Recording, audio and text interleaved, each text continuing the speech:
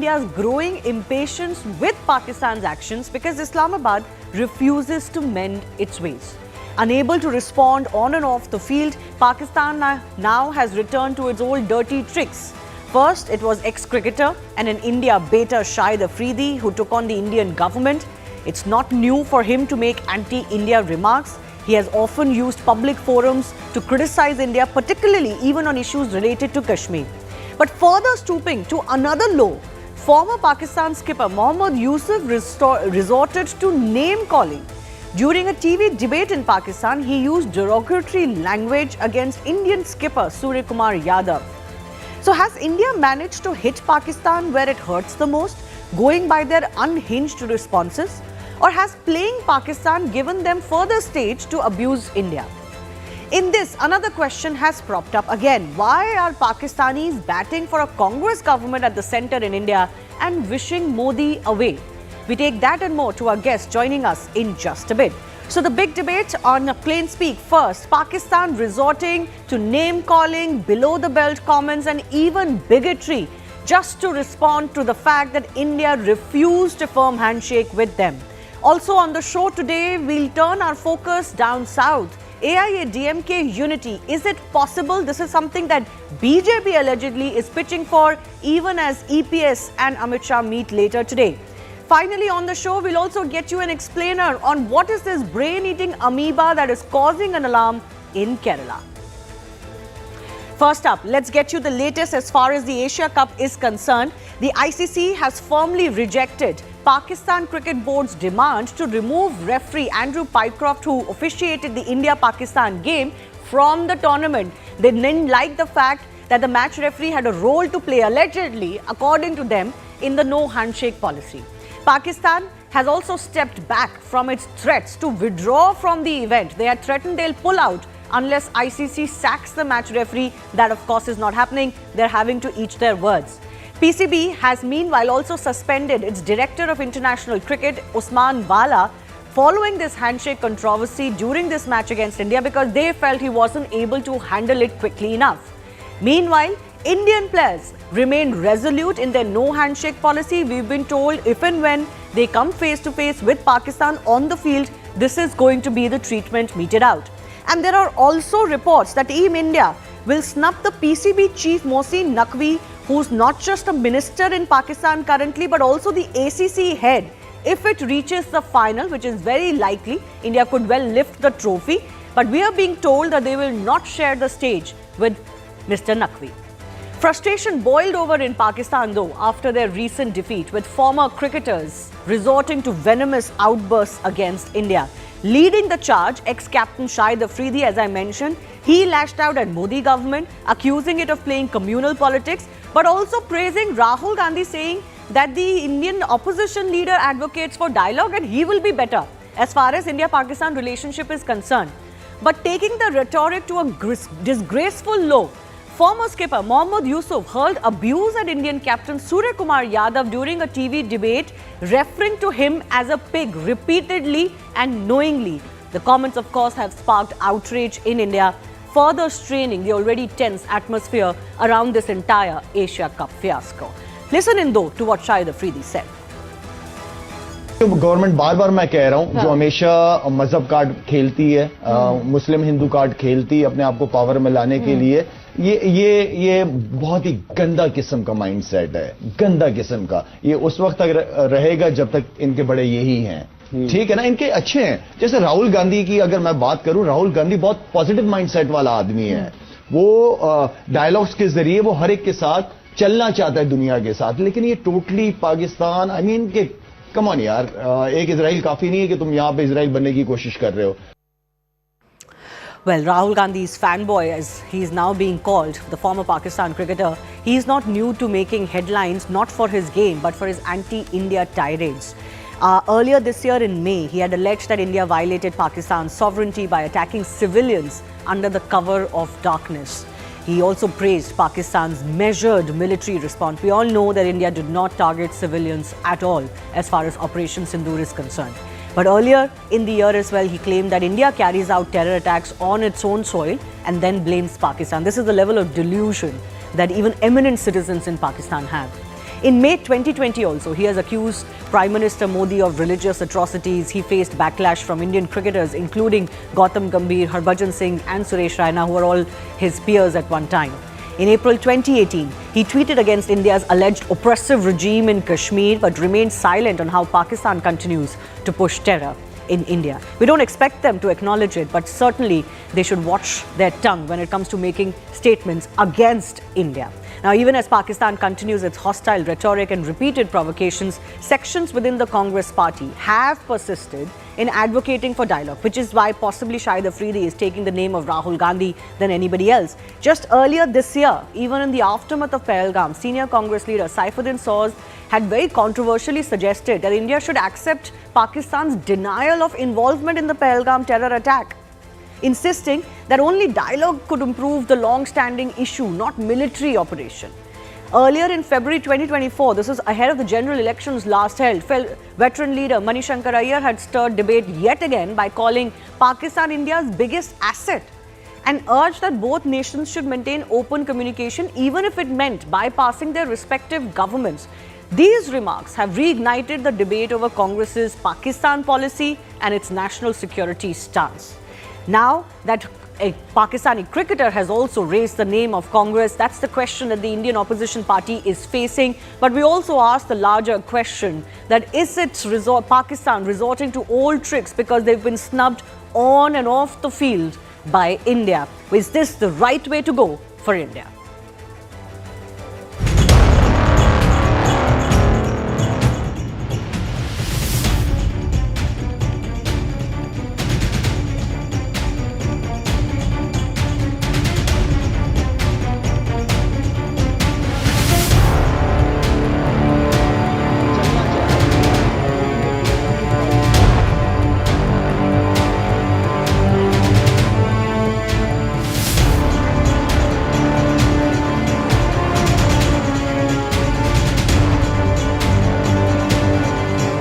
हमेशा कहते हैं कि आईएनसी का मतलब इंडियन नेशनल कांग्रेस नहीं, इस्लामाबाद नेशनल कांग्रेस है। और देखिए ना, जो भी भारत विरोधी है वो भारत विरोधी का हाथ हमेशा कांग्रेस और राहुल गांधी के साथ।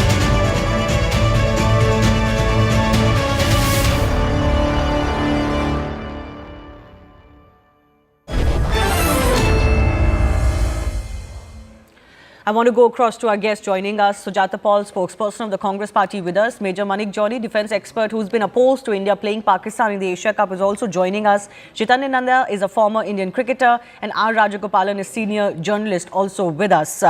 Sujata Paul, the first question goes to you. Not the first time that somebody in Pakistan is praising Congress party. They believe that relationships will be better if Congress comes to power. Do you not feel that this is an indictment of your soft stance on Pakistan and terror from Pakistan? How sweet. Do you remember Mr. Nawaz Sharif and Prime Minister Narendra Modi's meeting? Do you remember all the gifts that he took from India for Mr. Nawaz Sharif? Have you forgotten that when the BJP was in power under Mr. Atal Bihari Vajpayee, at that time Kargil happened? Do you remember that Pathankot, Uri, Pulwama, Pahalgam, all have happened under this BJP regime? I remember, so ma'am, I remember. No, the point is not that. I remember. One second, ma'am, one second. Let me just kind of clarify the situation here. I remember what you're saying, and yes, some attempts were made at the very early years of Narendra Modi coming to power as a Prime Minister. But this is not my words today. This is words, and repeatedly these words come from Pakistanis. And I've played out certain comments even as recent as 2025 and 2024 from Congress leaders where they have backed for talks with Pakistan. Oh, really? And you will not talk about Rahul Gandhi and what Rahul Gandhi has said. Rahul Gandhi in Parliament said that we are making a major mistake and we are allowing China and Pakistan to come together. It is Rahul Gandhi who said that we stand with the government. At that time also, if you remember, there were people who made statements. This is a huge country and a lot of people will make statements. You showed the statement of Mr. Manishankar Aiyar from last year, right? So let's talk about Pahalgam, and if anybody has made any statement, the stand of the Congress party has been absolutely clear. As far as Shahid Afridi is concerned, he should keep his mouth shut. because he has made insensitive statements about our Indian army. He has made insensitive statements about the cricket community in India, blaming Pakistan for the Pahalgam attack. So, no matter what he says, really makes no difference. The fact of the matter is that TRF, which has claimed responsibility for Pahalgam, is part of the Pakistan-based LET. And we have stood with the government, and the killings of Kashmiri Pandits and Pahalgam are all recent developments. But even if I give you that, Sujata Paul, even if I give you that, let me take that to R. Rajagopalan. Even if you give it to the Congress party, that as a party, you know, they have stood with India, they have had a consistent stance. I'm not sure they have really outlined their Pakistan policy. If they were to come to power, I don't think that is very clear.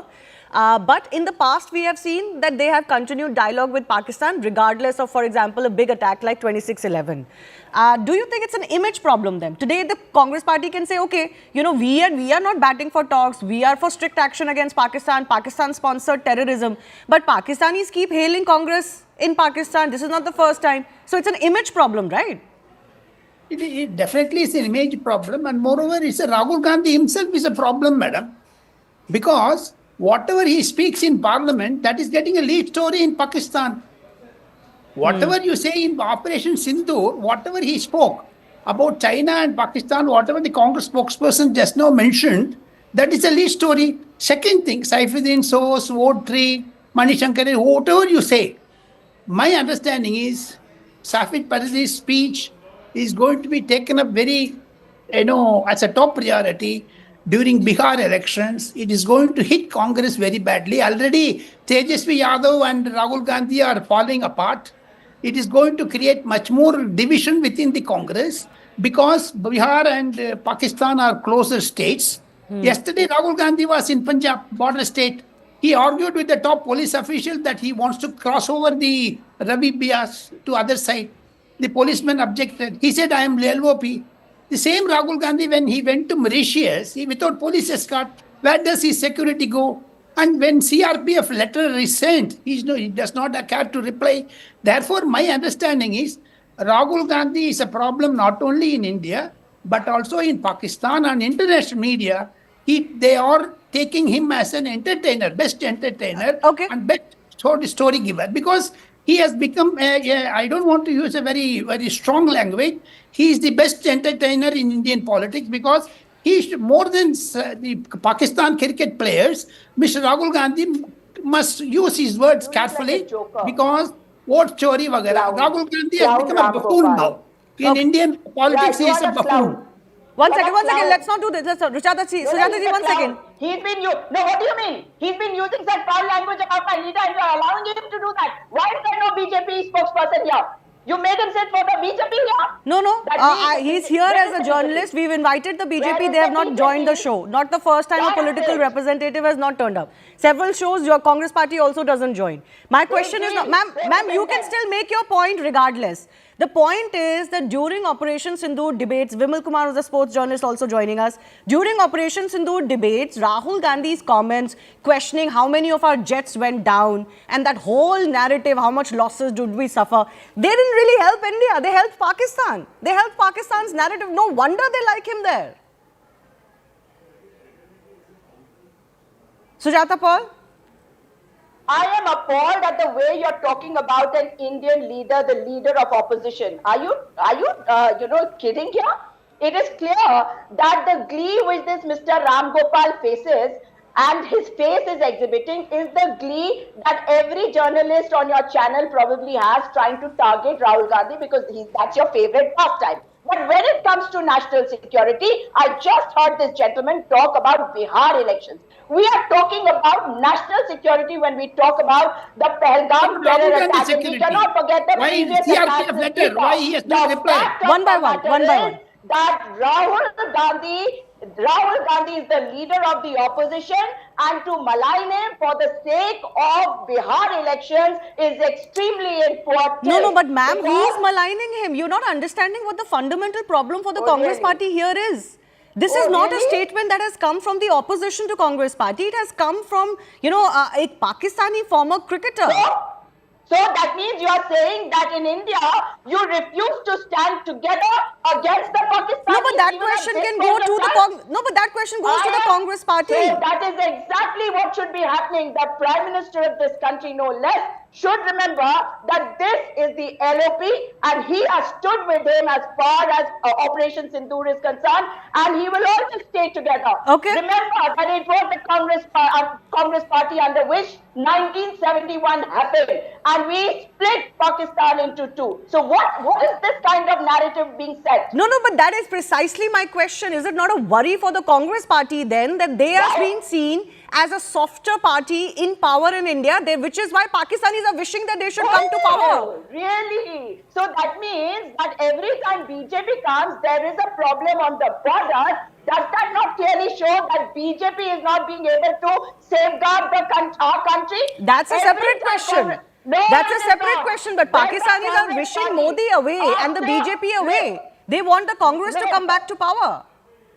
In 1965, 1971, don't forget that after the Indo-Pak wars, we stopped playing cricket also. And every time we have been in power, we have tried to ensure that our borders are secure. Okay. We have not No, fair enough. enough. It's not a question so much so internally as at this stage. We have discussed national security and who did better on it countless number of times. But possibly this is a larger question for the Congress party as to why Pakistanis openly profess that they would prefer the Congress, regardless of 1971 or 1965, that they should come to power. One second, ma'am. Ma'am, one second. No, last point. Imran Khan wanted Prime Minister Narendra Modi to stay in power. So are you going to ask questions on that also? Yeah, and he was removed in Pakistan. You saw the future that he was meted in. So clearly Pakistan establishment did not like the fact that he was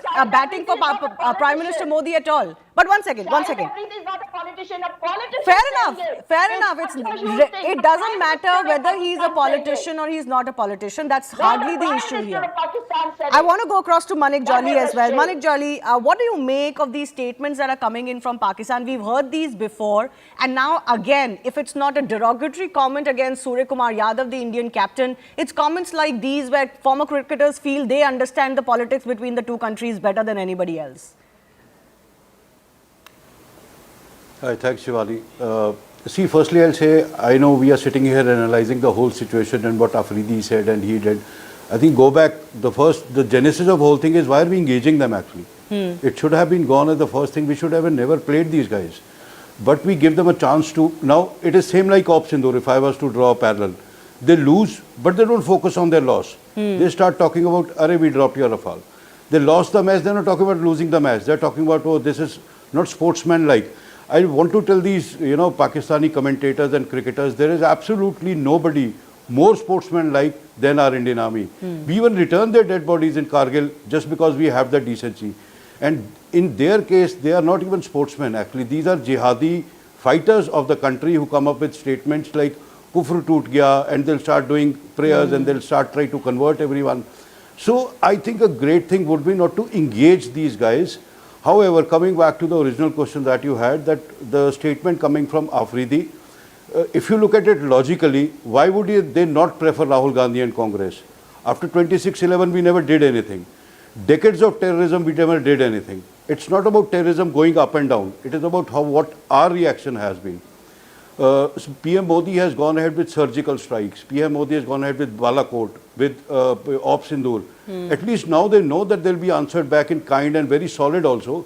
So they would not prefer this government. And I remember a very famous statement that Rahul Gandhi made, which I don't know how entire media missed. During his Bharat Jodo Yatra, after that he went to a platform and said in foreign that when I was walking in Kashmir, a terrorist came to me and spoke to me in my ear that we really like you, you understand our problem. And he said these 2-3 guys were walking with me in the crowd, and then they said there are more in the crowd also. Can you imagine a leader saying that in spite of the heavy security toll, heavy security setup and the toll it takes on armed forces? So why would Pakistanis and their separatist friends would not prefer Rahul Gandhi and their leaders? So it does not come as a surprise. Rather, But you believe...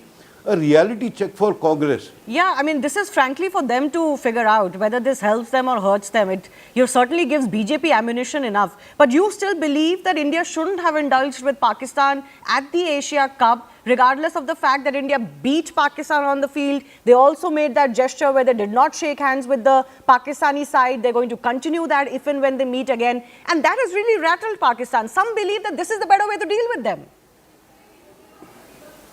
Oh, I don't know. It's about taking stands in life. You want to be a strong country, you have to start taking strong stands. I did not shake my hands. If your neighbor starts throwing stones at your car, burns down your car, breaks your house, molests your child, kills your son, you will start playing badminton society tournament and then say, oh, I did not shake hand with him. Is that the answer? You do not respect the soldiers that have laid down their lives for the country. You do not respect the victims that died in Pahalgam. And you go ahead and play, and then you say we did not shake hands, and that is the big gesture that you think the BCCI is standing on. It is just a band-aid over a cancer treatment. You know, it does not solve anything at all. Okay. And as far as playing with them is concerned, it is about national sentiment, it is about national stand. Fine, you lose 2 points in Asia Cup. Fine, you lose. Winning and losing is just, you know, two sides of the coin. That is immaterial. Engaging is the main thing. When you do not, you know, stand in a tournament against your enemy, you make a statement. India should have done that. That it is lost now. Now you've given Pakistan the ammunition, and now they are coming up with these statements, and they did, and you know, for whatever, Surya Kumar Yadav is our captain. They played or not is a separate thing. But for them to start calling him names and start accusing us, no, this is the mistake we made engaging these people. Okay. Chaitanya and Vimal, I want to come to you as well. But Chaitanya, first you, what do you make of this low comments, absolutely deplorable comments that have come in from Pakistani cricketers? It certainly shows their level of desperation. But are you disappointed at one level? Because regardless of the animosity, this is going far too low.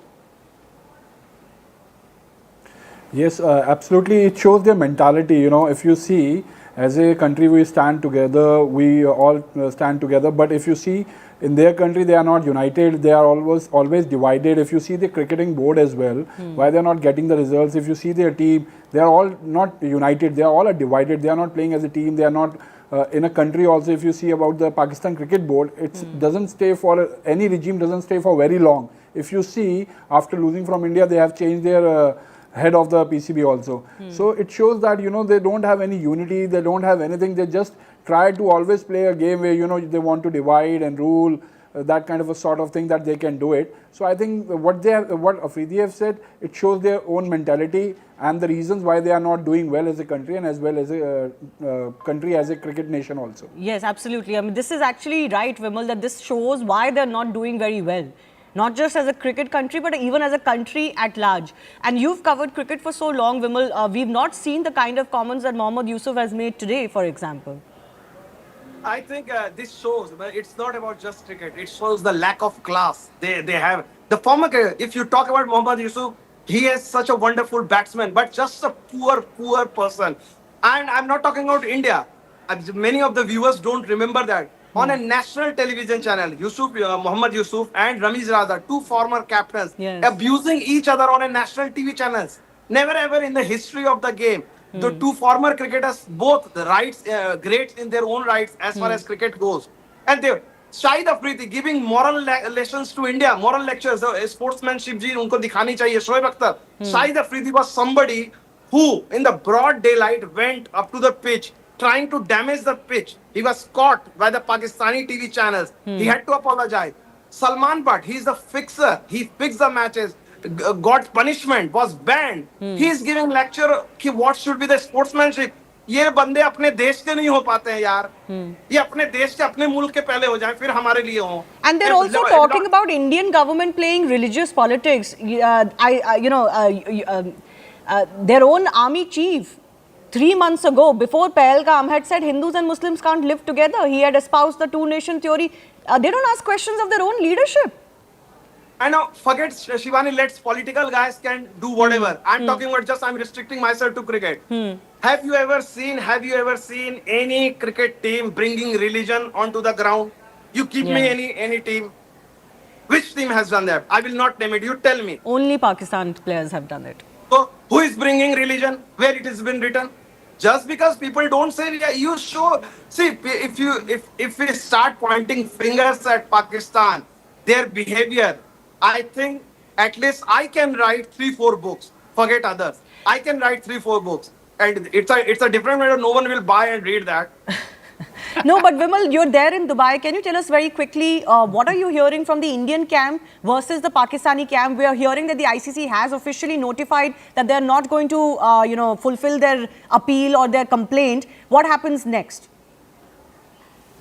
Yeah, I will tell you. It just another U-turn by Pakistan. Initially, when they lost, there was a huge outcry in Pakistan. So just to appease those people, just to pacify them, they said, "Oh, match referee done wrong, something wrong." They were in India's favor. They complained. They sent a complaint. ICC said, that too by a Pakistani who is a Pakistani former top guy from Pakistan. He said that nothing wrong with that. This complaint is being dismissed. So Andy Pycroft is going nowhere. Pakistan was saying, no, we will pull out from Asia Cup and all that. But they're obviously not doing that. They're obviously not doing that because they can't do that. So, empty threats from Pakistan have certainly been ignored and met correctly by the ICC. A, huge penalty, economic penalty. B, they know that even UAE might defeat them. UAE stressed them recently, tri-series. And they know that the second round they will again meet India and they will face another embarrassment. So public is already outraged in Pakistan. कि भाई तुम लोग इतनी बड़ी-बड़ी बातें करते थे India की तरह चुपचाप रह के मैदान पे तो परफॉर्म करते. Okay. That is the sentiment that just divert those things. These all all of these antics are coming to the fore. Absolutely. Very quickly, R. Rajagopalan, I want to give you a minute. Would it not be fair to say that the BJP or the government at the center is uncomfortable with the questions that are being asked in this country today as to why do we even need to play Pakistan? It's not that big a tournament that you can't take a hit in one Asia Cup. Shivani, it's a political question. It's a both double-edged weapon. But my understanding is after across the border, as your Vimal Kumar has just now mentioned, it is not good in Pakistan. Therefore, it will be useful for BJP during Bihar election to convert that. हम लोग तो vote चोरी कहते हैं, लेकिन पाकिस्तान तो राहुल गांधी का नाम भी चोरी कर लिया करके they are going to hit it Congress and it is going to create a We'll wait and see. Chaitanya, I want to give you the last word. We are, of course, possibly going to see another India-Pakistan match. What do you think the Indian team's approach should be? How would they mentally keep themselves, focused on the game, given everything that has happened? Chaitanya, please.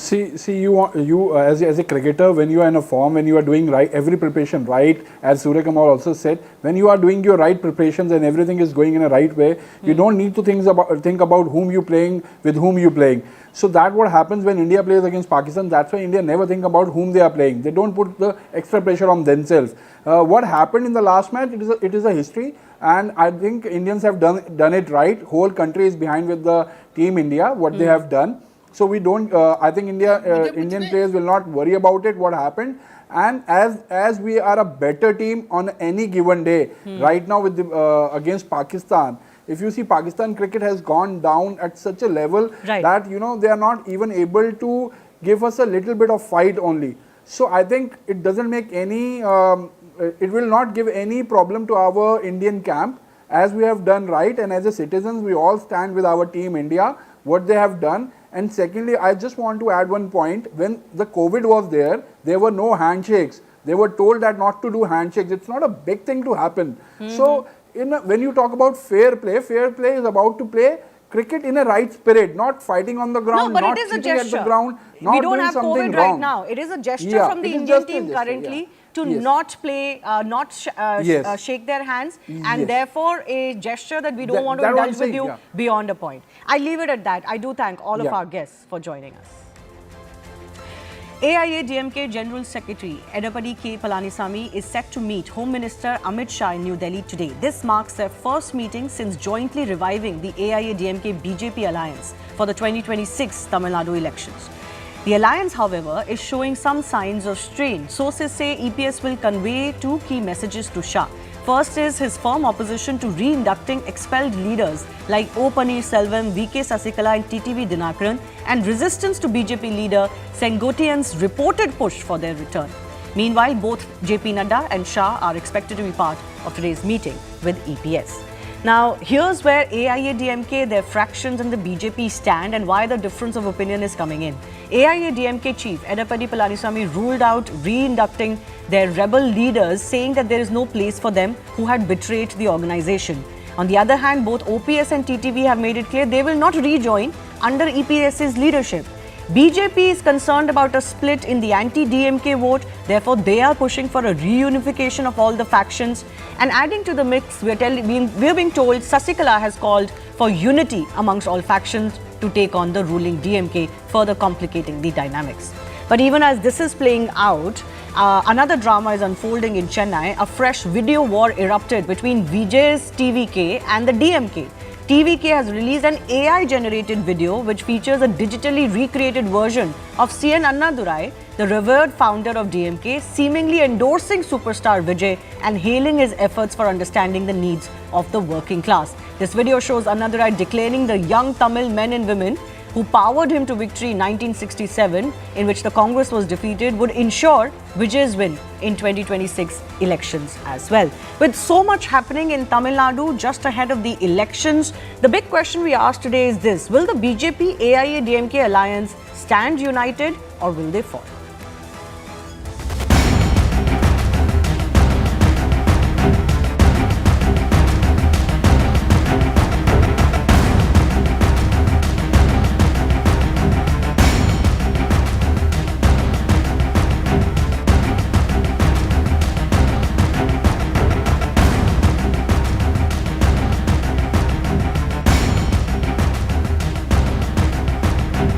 பத்திரிகையாளர்களே, அனைத்து இந்திய அண்ணா திராவிட முன்னேற்ற கழக கட்சியை எவராலும் கொண்டு பண்ண முடியாது.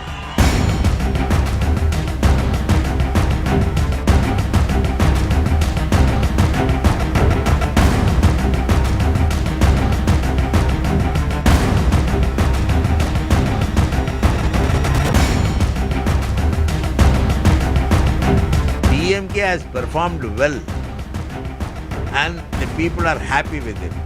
So we will definitely form the government next time also. There is no doubt.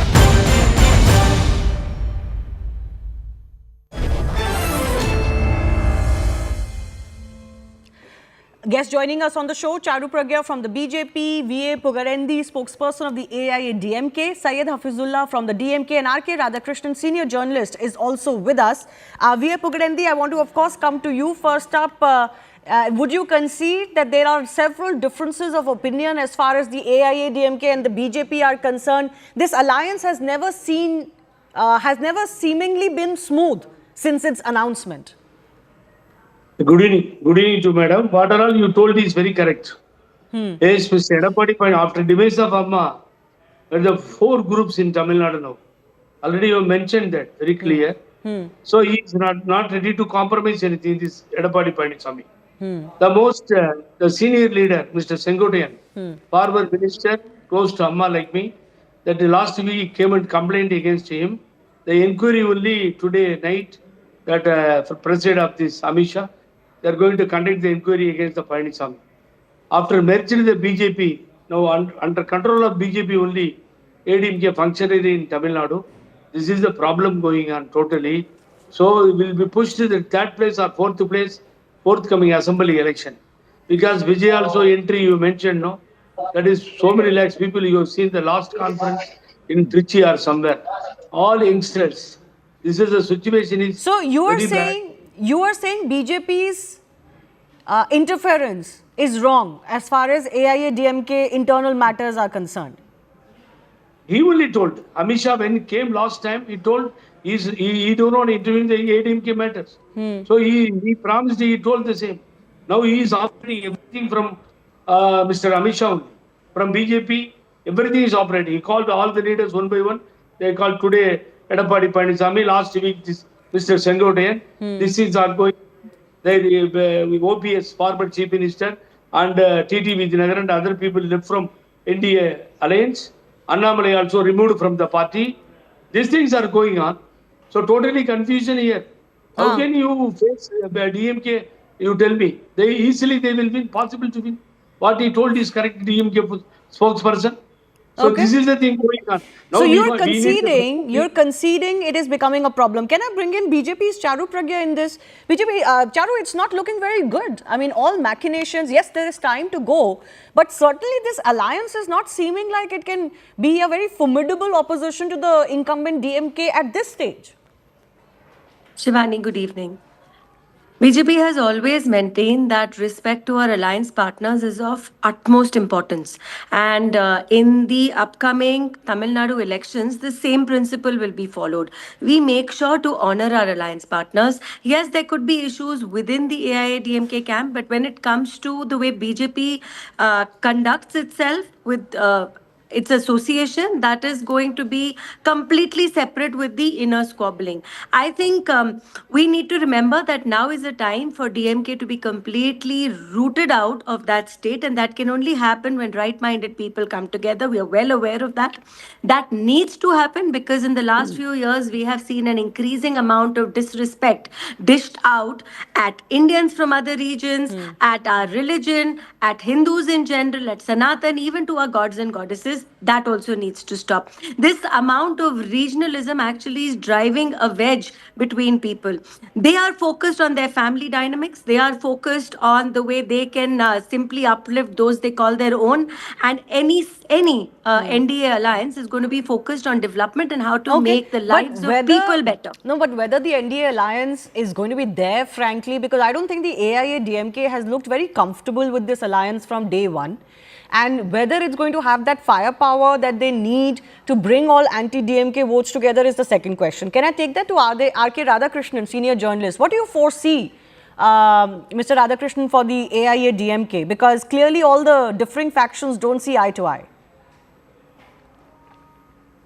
Yeah, thank you for the opportunity. It is very clear that the AIADMK is in a very, very bad place at this point in time. See, it's one thing for the BJP to want to interfere. It is definitely okay for any political party anywhere in India to try to interfere with another political party. I mean, absolutely no two ways about that. But the point is that when the people belonging to this particular political party, the AIADMK, rush to the leader of another political party, Amit Shah and BJP in Delhi, that is where the problem starts. We saw Sengotian, who was removed from positions of power in the party, running to Amit Shah, claiming that he is going to Haridwar for peace of mind. And then Amit Shah actually allowing him to meet the day before the election of the vice president. See, this is wrong on both sides, I would say, number one. Number two, today, Edappadi Palaniswami is there. He's doing the exact same thing. So I mean, as Mr. Pugadendi also mentioned, there is a problem right away of optics. The BJP seeming to interfere in AIADMK will not go down well in Tamil Nadu at all. Absolutely not. The other part of the problem happens to be in the PMK. No, one second. Before I move on to that, there are rebel factions like OPS and TTV who are okay joining forces, but they don't want to do it under EPS's leadership. While Sasikala, I'm told, is okay as far as joining forces is concerned. So who do you think comes out winner in this tussle? No, the point is that the BJP needs to realize that there was an election in 2021 and the AIADMK came pretty close to winning it in alliance with the BJP. 75 MLAs won. It's no joke. There was no Jayalalitha. 2016 was won by Jayalalitha. 2021 was after 2 terms. Anti-incumbency was at its highest. A lot of people were saying that Edappadi Palaniswami was a slave of the BJP. After that, the AIADMK wins 69 seats. The BJP won 4 seats and total 75 seats. So what the BJP has to do is to keep its cool and go with Edappadi Palaniswami at this point of time and not rock the boat. Edappadi Palaniswami knows better. BJP needs to listen to Edappadi Palaniswami. Okay. Let me also bring in the DMK's Hafizullah, who's also joining us. Even as this situation may be playing out to your benefit, the other Vijay factor is certainly something that seems to be irking the DMK at this stage, because he is openly taking on the DMK, and now DMK is also being forced to respond. This new AI video that has also been released shows that there is a very stiff competition between you two for that more Tamil-oriented vote, because Vijay has also said that he's not going to go with forces that he finds divisive, possibly a hint to the BJP. What do you make of this Vijay factor? People who have seen the political history of Tamil Nadu, they know that any party which is started, it is started against the DMK. Let it be Vaiko, let it be Vijay, let it be Sarkumar, anybody in the past, that too, especially from the cinema industry, their first enemy that they portray is the DMK. But historically, we have also seen that did not click well, not even for one election or two elections. We see the parties opposing the DMK has just dissolved like something. So it is not a serious factor. He is a star. He is, for the first time in his 25 years of cinema career, he is usually seen as a reserved actor, does not interact with fans much. So he's someone, a star, coming to see the people. You know, this will happen with any star, irrespective of his political stand or being in politics or not being in politics. So we don't have to take this seriously. Just the stardom that is drawing a crowd. Tamil Nadu is a politically aware and knowledgeable state. They are very efficient enough to differentiate between stardom and real political thing. Coming to the topic of the AIADMK has surrendered its sovereignty, individuality, and the way it functions to the BJP. That is the problem. When you're talking about four factions, what is there ideological battle between the four factions? No. All the four wants to show their loyalty to the BJP. The problem is not with that. There is no question of federalism. There is no question of autonomy. The problem is who is going to lead. So it is a self-interest. And BJP has created this mess for the AIADMK. The first rebellion from the OPS was backed by the BJP. Okay, fair enough. Let Charu respond to that. By the BJP. Let Charu respond to that in just a bit. But before that, I want to go across to... okay, fine. Charu, you respond, then I'll I'll be very quick. as well. That sounds like a lot of arrogance coming from a party which has been shooting off its mouth and putting everybody down except the family. Please don't forget that. Also, this kind of pride is definitely coming before a fall. See, I assure you of one thing. The amount of time you have focused on the people of Tamil Nadu versus the amount of time you have focused on putting people down in the rest of the country or mismanaging things within the state, that comes to a full stop now. And BJP, like I said, is going to honor its alliance partners, and this is the time where change is coming. It's around the corner. It doesn't matter what Charu, you say. the problem for you seems to be that you've got a reluctant alliance partner. Let me bring in Vijay Pugarendi in this. Do you feel that this alliance is stable? Will this alliance see the course of time? Will it stay united till the elections? Or do you see problems? Because you've been very candid so far, Mr. Pugarendi. So I'm asking you this question. Yeah, this is, if we united, suppose that 2017, same thing has happened. This Mr. Amit Shah tried, Modi also, Prime Minister also tried and merged everything all together, joined together, face the election. So that they continued another 4.5 years that ruling the party AIADMK. But now Amit Shah have to do this no other way. Amit Shah advised to this Edappadi K Palaniswami, go for unity, join together everyone. So why? No split here. So why is EPS not listening? He's not. He's attempt very much attempt. Our Mr. Raj told no same thing. He don't listen from anyone. Because of Sasigala became a chief minister of Tamil Nadu. So now not elected chief minister. Kind information. So unfortunately, he don't listen to anyone. So you are also, once again, Mr. Pugarendi, you're from the AIADMK, but you're not happy with the fact, with the way EPS is running the party? I am not totally upset all the cadres. The cadres was totally upset. Okay. The 90% cadres, they don't want to Edappadi Palaniswami. That is the decision. If you go for the party election, he will not get even 10% votes from the cadres. This is the fact. Okay. But we don't know. He do not accept. He support of this BJP. He is enjoying. The totally party is gone. Will be pushed 4th place. Mentioned today. I am mentioning. Please note down. Very important, madam. This situation is very setback for the AIADMK party. Okay, so you're predicting doom for the party. So you feel that unless all the factions, and I'm not sure if he's even following his party line. What is the party line?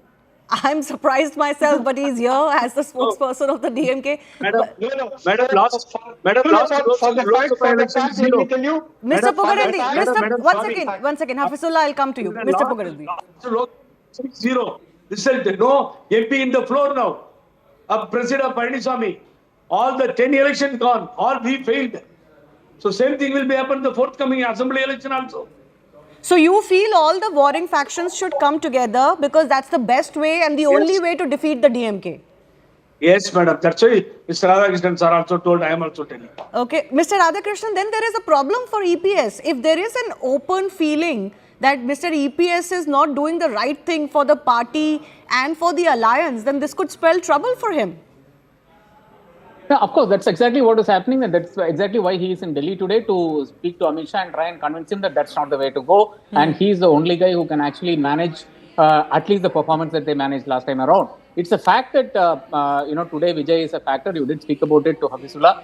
The point happens to be that there is a huge difference between a performer and a politician. Right now, Vijay is a performer and he continues on that role, continues down the path. The difference happens to be that if a performer comes to stage, the people can, whistle and jump up and down and keep doing a lot of things. When a politician comes to stage, a politician who has control over his party comes to the stage and he puts out his hand out and asks people to keep quiet, they have to keep quiet. Doesn't happen at all. I've seen him across 3 meetings, one in Vikramandi here, his first launch of the party, the other next was in Madurai and third was in Tiruchi now. And now we are going to see this more of the same again. He wants to go down the same path. So it doesn't look like, at this point of time, Vijay is going to be as serious a politician as everybody is talking about to be. Unless, of course, he gets this one person who can actually take control of the party and make sure that the party is united behind one particular agenda or whatever. So at this point of time, it is too late to bring in all these other warring factions into the AIADMK and try and force a peace between them. It is not going to happen because TTV Dinakaran was the man who did not want Edappadi Palaniswami to continue as Chief Minister in 2017, and he had made sure that he pulled out his MLAs, and then after that OPS actually supported Pugadandi's benefactor. OPS had actually supported Edappadi Palaniswami to hang on to power. So all these are there are lots of history between TTV and Dinakaran, TTV Dinakaran and Edappadi Palaniswami. They can't come together. Similarly, a lot of history between Shashikala and EPS, and they can't come together. So the only person who can possibly come together is OPS, who actually had supported him at various points of time. But even there, he is very adamant in not. So look at the writing on the wall, Charu Pragya, for this alliance. What, for example, TTV Dinakaran has said that AIADMK will lose its vote share in 2026 assembly elections, that they will reduce from 20 to 10%. This is exactly the sentiment that seems to be prevailing within some ranks of the AIADMK as well. You've got a very tough job on your hands. But Shivani, let's also take into account that in the last parliamentary elections, BJP has also made inroads in the state of Tamil Nadu. Its vote share is increasing, its popularity is increasing, keeping in mind every single thing that has happened since last Tamil Nadu elections till now, 5 long years. People are going to remember that. No. You obviously need the AIADMK. We need an alliance partner, but Tamil Nadu. You need their cadre, you need their name, you need their faces. Yes. I am completely not negating that. But at the same time, I am also stressing on the fact that the NDA factor, the fact that you're aligned with New Delhi, the fact that the union government stands by your side and you're led by Prime Minister Modi's ideology in that state as well, is also going to contribute a lot. See, we still have time to go. And Amit Shah ji is known to be the Chanakya of politics. I am very certain whatever transpired in that meeting, we may not know about it yet. But one thing is for sure, everything that is done is going to be for the benefit of the NDA and eventually for the benefit of the people of Tamil Nadu. Okay. Certainly a big headache for the BJP AIADMK alliance to figure out. Yes. Last word to Mr. Hafizullah as well. You wanted to come in at that point. Listening to the BJP spokesperson, unfortunately, Amit Shah Chanakya has lost in Tamil Nadu for the Annaism that the Tamil Nadu respects. That is in 2019, 2021, 2024. There's a similar kind of hype that was given. BJP had made inroads and they're going to win 4 seats, 5 seats. Annamalai has brought something change. And all the exit polls predicted 10 seats, 9 seats, 8 seats and all. The reality in the ground is that any party or an alliance which talks against Periyar and the concepts and philosophy of Anna will not be successful in Tamil Nadu. That holds true till today. And the real followers of Anna and Periyar are the DMK, which talks about empowerment through social justice, which is seen in the ground, also and we are going to come back in the power. But DMK also has a challenger in Vijay this time. We'll wait and see how that pans out, whether those crowds will result in votes or not. But I do thank all of our guests for joining us. We're also bringing you a special story today of Kerala being hit by a new threat, a sinister threat that lurks in warm, stagnant waters called Naegleria fowleri, the brain-eating amoeba. This microscopic predator causes primary amoebic meningoencephalitis, a rare but lethal brain infection. Since early 2025, Kerala has reported 67 cases with 18 fatalities already, sparking widespread concern and criticism. Naegleria fowleri thrives in ponds, lakes, rivers and poorly maintained swimming pools. It travels to the body primarily through the nose, and that is why that entry needs to be watched out. Here's what you can do. Avoid swimming or bathing in stagnant or unclean water bodies, lakes, ponds, etc. This is also the advisory of the Kerala government. Ensure that swimming pools are adequately chlorinated. Check the maintenance routinely. Use clean, treated water for nasal rinsing and cleaning. Avoid the use of contaminated water for rituals and other washing that involve water going into the nose. Keep the home water storage tanks, wells clean, disinfected. Cover wells properly and be aware of symptoms which are fever, headache, vomiting, stiff neck, etc. Seek medical attention as quickly as possible. Early diagnosis is the only thing that can improve the chances of survival.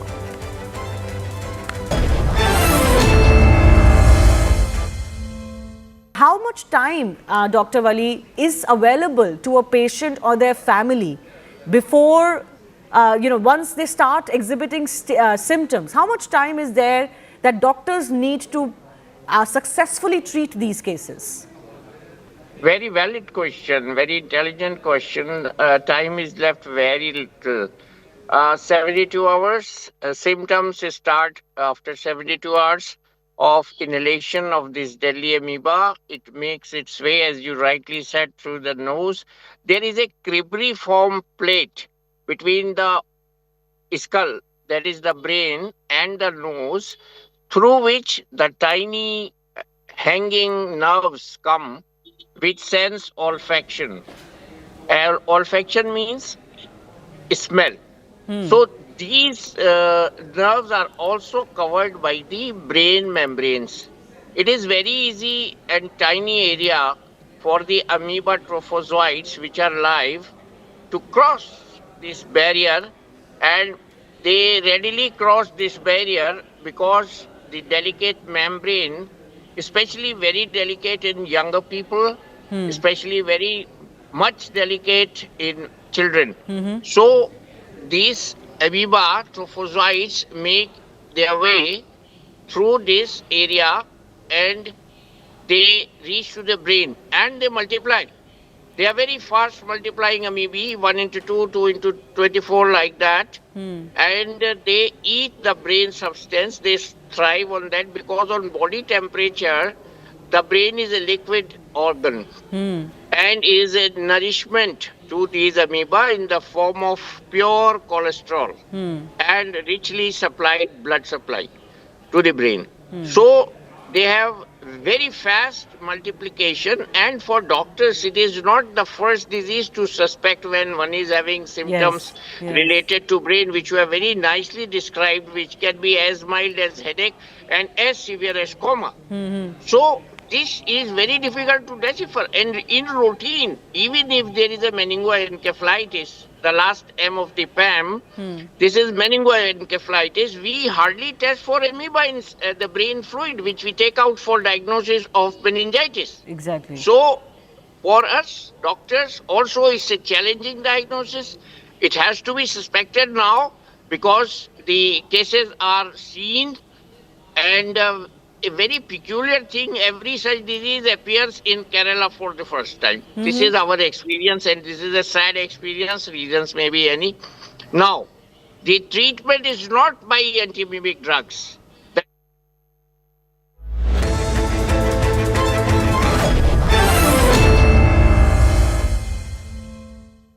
Co-powered. This is News 18 Network.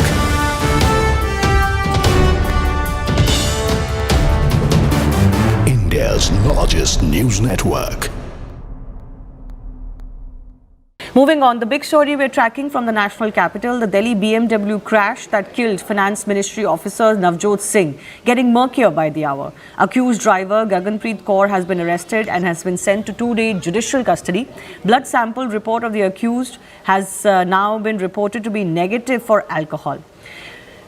Remember, the accused has filed a bail application and the hearing is set for September 17th. Meanwhile, Delhi police senior officials have said that the statement of Gaganpreet's husband is yet to be recorded and teams will further corroborate statements with evidence gathered, CCTV footages and statements of the witnesses as well. Police sources tell CNN News 18, confirming the key link that Gaganpreet's father, Javinder Singh, is a former director of the New Life Hospital, which basically is now fueling suspicions that the fact that the accused took the injured to a faraway hospital, the New Life Hospital, was indeed deliberate.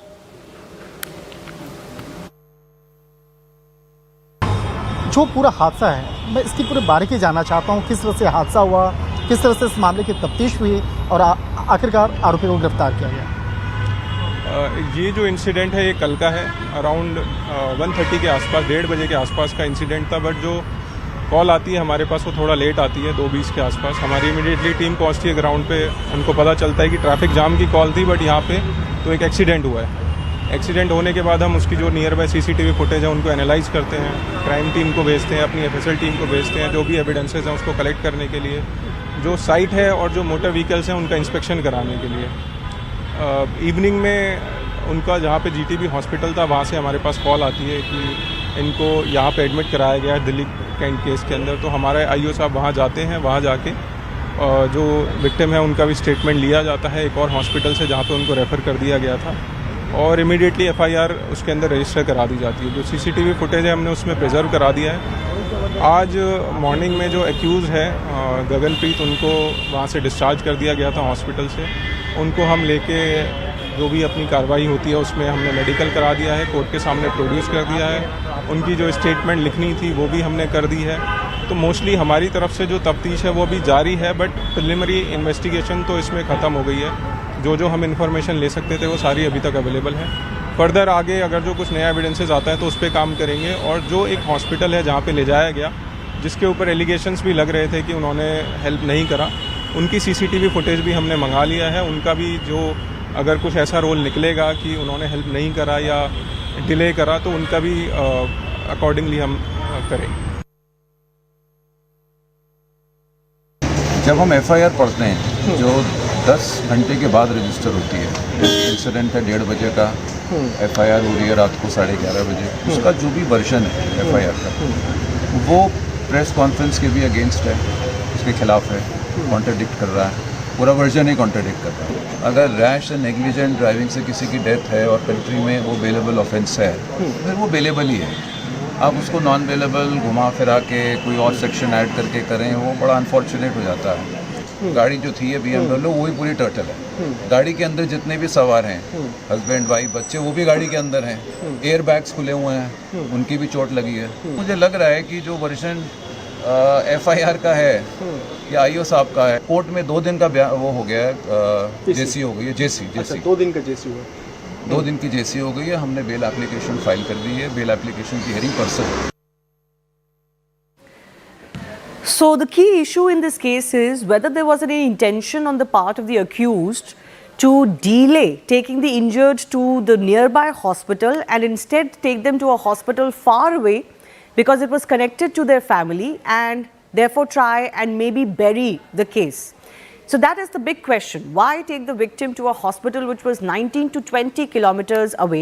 Now this is the route from the site of the accident to the New Life Hospital where the injured was taken, the Finance Ministry official and his wife. Of course, the official has succumbed. The wife has been undergoing treatment. So you can see this is a 21-kilometer stretch. And you can imagine 21 kilometers in Delhi takes a long time. On the day when this accident happened, it was non-peak hours on a Sunday. So they managed to make this journey in 30 to 40 minutes. But even that can be a too long a period when you need immediate trauma care. And look at this route. In between this route, there are multiple big hospitals where the injured could have been taken. So from AIMS to Safdarjung, on the other side of the ring road, there is Army Hospital, R&R, the base hospital, Apex Hospital, Deen Dayal Upadhyay Hospital, Kalra Hospital, Maharaja Agarsen Hospital, CK Birla Hospital. Even Fortis Hospital was closer to the New Life Hospital where the injured was eventually taken. Now this brings us to the question of mens rea, whether there was an intention to take the accused 19-20 kilometers away. During the interrogation, Gaganpreet, the accused, is saying her children had been admitted there during COVID-19.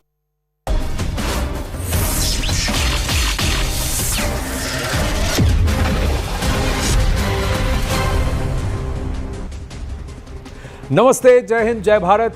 I'm Anand Narasimhan and you're on the right stand. Prime Minister Narendra Modi turned 75 on Wednesday. We take a look at the big milestones over the last 11 years of his tenure too.